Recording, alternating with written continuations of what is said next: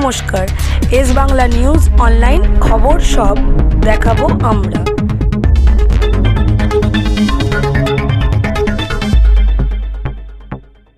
আমরা শিলিগুড়িতে বসেছিলাম আলিপুরদুয়ার, কোচবিহার, কালিম্পং, দার্জিলিং, জলপাইগুড়িকে নিয়ে। পরে আমরা দুর্গাপুরে বসেছিলাম বাঁকুড়া, পুরুলিয়া, পূর্ব পশ্চিম বর্ধমানকে নিয়ে।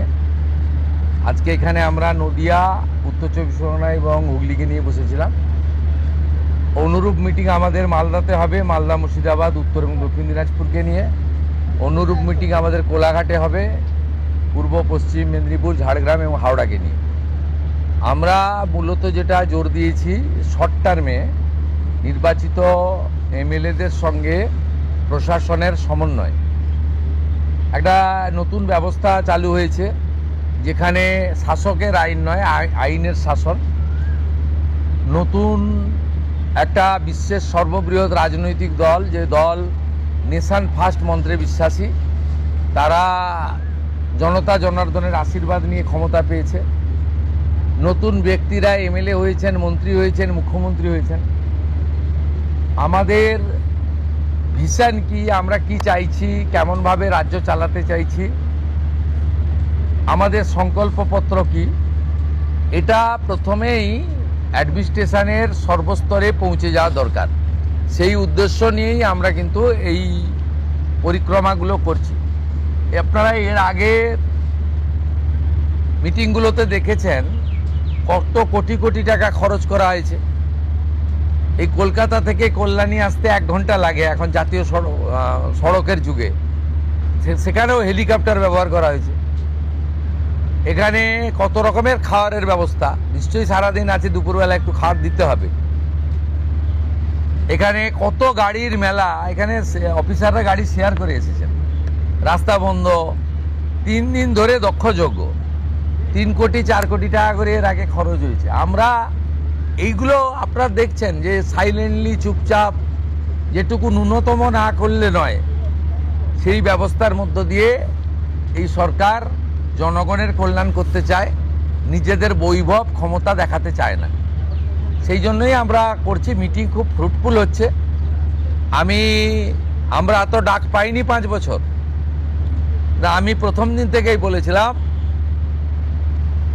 প্রশাসনিক মিটিংয়ে আমরা সব এমএলএদের ডাকবো, আর বিশেষ বিশেষ এমপিদের ডাকবো।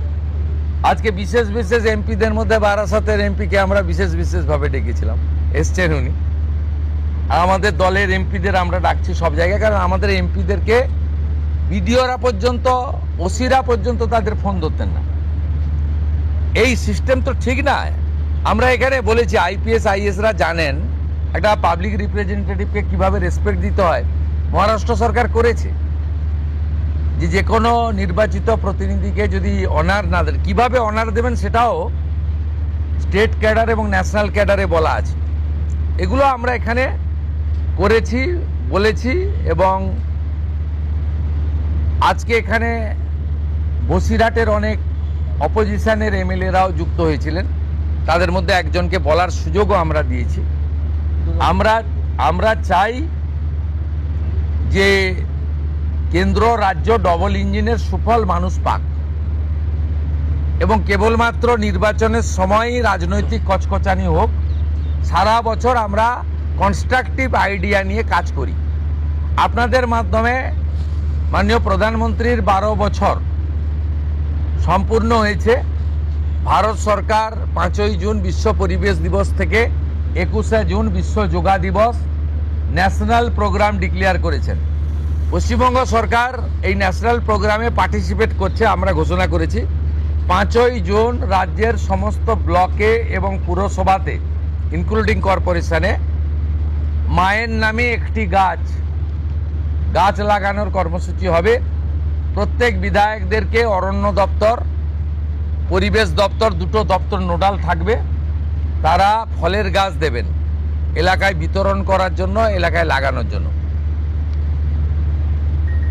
12 থেকে 20 জুনের মধ্যে 3 দিন জনকল্যাণ শিবির করতে বলা হয়েছে ভারত সরকারের পক্ষ থেকে। আমরা 3টে ডেট বেছে নিয়েছি, ওয়ার্কিং ডেট 15, 16, 17। আমরা সিএসের মাধ্যমে প্রশাসনকে বলেছি স্কুলে যেন না হয়, যাতে ক্লাস হ্যাম্পার না হয়। বিডিওরা এবং পুরসভার ক্ষেত্রে সিওরা আর কর্পোরেশনের ক্ষেত্রে কমিশনাররা দায়িত্বপ্রাপ্ত হবেন।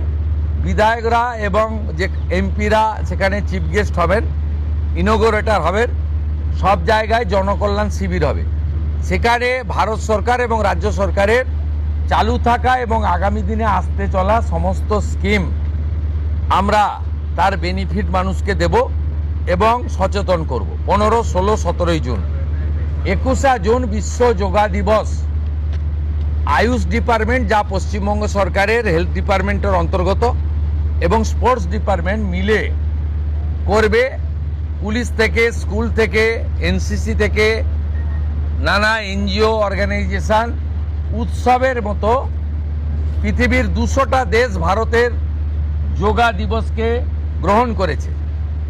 আমরা বিচ্ছিন্ন ছিলাম, আমরা এবারে যুক্ত হলাম। উৎসবের মতো হবে। আয়ুষ ডিপার্টমেন্টের প্রোটোকল মেলে যেখানে যেখানে পাবলিক যোগা হবে তার আগে 2 দিন রিহার্সাল বা তাদের যা প্রোটোকল আছে, প্রোটোকল ভেঙে হঠাৎ করে যোগা পালন করতে কেউ যাবেন না, ছবি তোলার জন্য যাবেন না। সেই প্রোটোকল মেনে তারা করবেন। আজকে একটা নীতিগত সিদ্ধান্ত নিয়েছি, ক্যাবিনেটে এটা অনুমোদনের জন্য আমি রাখবো। আয়ুষ দপ্তরকে আমরা হেলথ থেকে আলাদা করছি। আমরা আয়ুষ মিনিস্ট্রি আলাদা করব এবং আয়ুষের ক্ষেত্রে আমরা একজন ভালো কম্পিটেন্ট অফিসারকে দায়িত্ব দেব করে আয়ুষের যে অপরচুনিটি রয়েছে গোটা দেশে, সেই অপরচুনিটিকে আমরা কাজে লাগাবো। আজকের সমন্বয় মিটিংয়ে প্রথম হচ্ছে কোঅর্ডিনেশনের কথা বলা হয়েছে, দ্বিতীয় বলা হয়েছে হেলথ সেক্টরকে প্রায়োরিটি দিতে, তৃতীয় বলা হয়েছে প্রি মনসুনের কাজকে প্রায়োরিটি দিতে, 4 বলা হয়েছে স্বাস্থ্যসাথীকে আয়ুষ্মান ভারতে কনভার্ট করা এবং লক্ষ্মীর ভাণ্ডারকে অন্নপূর্ণা যোজনায় কনভার্ট করার কাজ শুরু করা। আগামীকাল বিকেলে নবান্ন থেকে আমি এবং সংশ্লিষ্ট দপ্তরের মাননীয় মন্ত্রী, সিএস, এফএস এবং অন্য আধিকারিকদের উপস্থিতিতে অগ্নিমিত্রা পাল এবং আমি একটি ফর্ম পাবলিশ করব, যেই ফর্ম অন্নপূর্ণা যোজনায় ফিল আপ করতে হবে। এবং আমরা কালকেই বিস্তারিত বলবো, কারণ এনরোলমেন্ট যখন যত তাড়াতাড়ি করবেন তত বেনিফিট আমরা দিতে পারবো। আমাদের অন্নপূর্ণা যোজনার প্রক্রিয়াটা শুরু হয়ে যাবে কাল থেকে।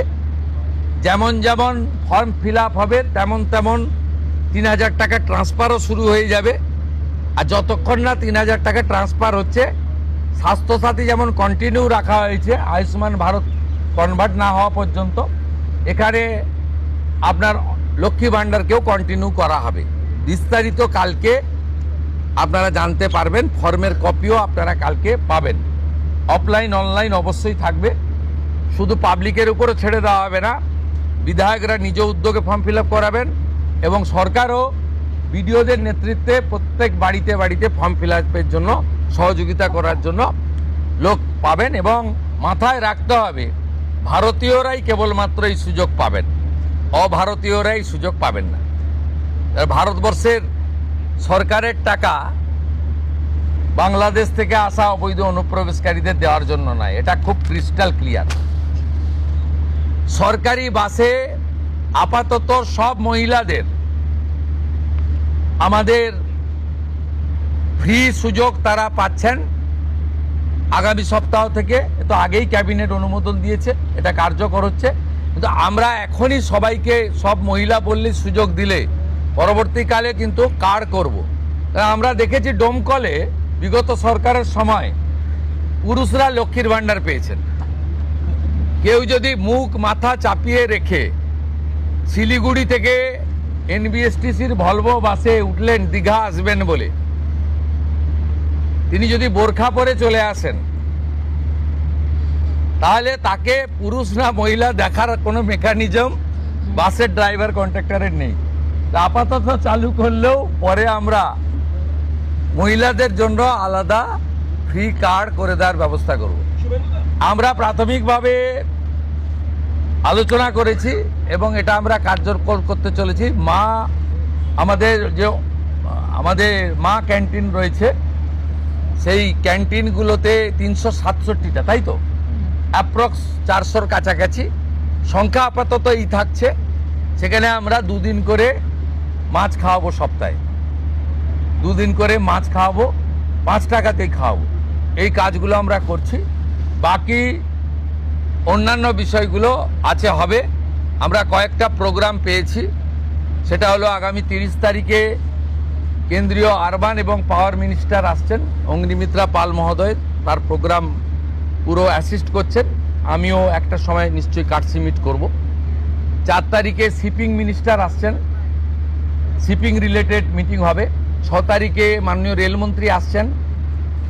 আর 8 তারিখে দিল্লিতে স্বাস্থ্য দপ্তরের সঙ্গে পশ্চিমবঙ্গ সরকার আয়ুষ্মান ভারতের এগ্রিমেন্ট করবেন। এই প্রোগ্রামগুলো আপনাদের মাধ্যমে আমরা জানাতে চাই। আমাদের সরকার, আপনাদের সরকার আগামী সপ্তাহ থেকে মুখ্যমন্ত্রীকে বলো বন্ধ হয়ে যাচ্ছে, তার জায়গায় আমরা নাম দিচ্ছি আপনার সরকারকে বলুন। আর পুরনো যে নাম্বার ছিল ও নাম্বারেরও বদল আসছে। এই সংক্রান্ত বিস্তারিত যেদিন আমরা লঞ্চ করব সেই দিন আপনাদেরকে নাম্বার জানাবো। নামটা আমি আজকেই জানিয়ে দিলাম, আপনার সরকারকে বলুন। মাননীয় রাজ্যসভার সাংসদ শ্রমিক ভট্টাচার্য মহোদয়কে নাম ঠিক করার জন্য সরকার পরামর্শ চেয়েছিল, তিনি এই নামটা ঠিক করেছেন। মুখ্যমন্ত্রী হিসেবে আমি সেই নামটা গ্রহণ করেছি। आज सुबह से देखा जा रहा है बहुत सारे बॉर्डर पे जमा हो रहे हैं, वो बॉर्डर क्रॉस करना चाह रहे हैं। क्या ये जो ऑर्डर आपने किया था, स्टेट गवर्नमेंट ने किया था, होल्डिंग सेंटर हर एक डिस्ट्रिक्ट में होना चाहिए, उसके बाद डर के मारे जो है लोग बॉर्डर क्रॉस करना चाह रहे ये हैं। एग्जिस्टिंग फॉरेनर्स एक्ट है, कोई नया कानून नहीं है। और ये लोग चला जाना चाहिए। और उनका बांग्लादेशी जो नागरिक है उनका लेने का जिम्मेदार तो है उनका। तो जब हम लोग यहाँ से बोल रहा था तो अब वहाँ से उनका जो स्पोक्स पर्सन है, मैं देखा था सोशल मीडिया में और यूट्यूब में आया, जो उन्होंने बताया जो बांग्लादेशी है वो तो हम लोग ले लेगा। तो ये सब बांग्लादेशी है, उसको ले लेना चाहिए। लेकिन ये लोग को, पुलिस को हम लोग बता दिया, जेल में भेजने का जरूरत नहीं है। देश के रुपया में खाना खाएगा, कपड़ा देगा, मेडिसिन देगा। एक दामाद है ये लोग।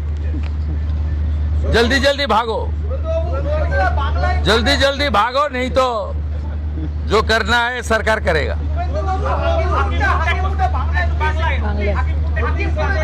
না না, আমি হাকিমপুর সম্পর্কে জানি না, আমি মিডিয়াতে দেখছিলাম।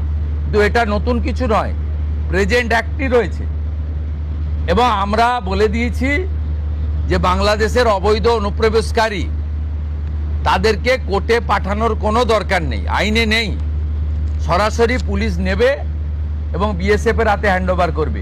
বিএসএফ এর যা ভারত সরকার বাংলাদেশ সরকারের সঙ্গে আছে এগ্রিমেন্ট, তাতে বাংলাদেশি প্রুফ করে হ্যান্ডওভার করে দেবে। আমাদের জেলে 3 মাস 6 মাস 2 বছর রেখে আপনার চাল, আপনার ডাল, আপনার তেল, আপনার মাছ, আপনার ডিম, আপনার কাপড়, আপনার মেডিসিন ওদেরকে দেব কেন? এটা তো ভারতীয়দেরই ক্ষতি হচ্ছে, আমাদের রাজ্যেরই ক্ষতি হচ্ছে। সেই জন্য আইনটা এতদিন ছিল ভোট ব্যাংকের স্বার্থে কেউ বা কারা ব্যবহার করেনি। আমরা ভোট ব্যাংকের বাইরে গিয়ে দেশের স্বার্থে, রাজ্যের স্বার্থে এই আইন কার্যকর করছি। আবেদন করেছেন যে যারা এতদিন অভিযুক্ত রয়েছেন তাদেরকে গ্রেফতার করার জন্য এসপির কাছে, পুনরায় কি তদন্ত শুরু করবেন? আমি আবেদন পাইনি। এসপির কাছে উনি আবেদন করেছেন। এসপি নিশ্চয়ই ডিজিকে পাঠাবেন, ডিজি আমার সঙ্গে পরামর্শ করবেন।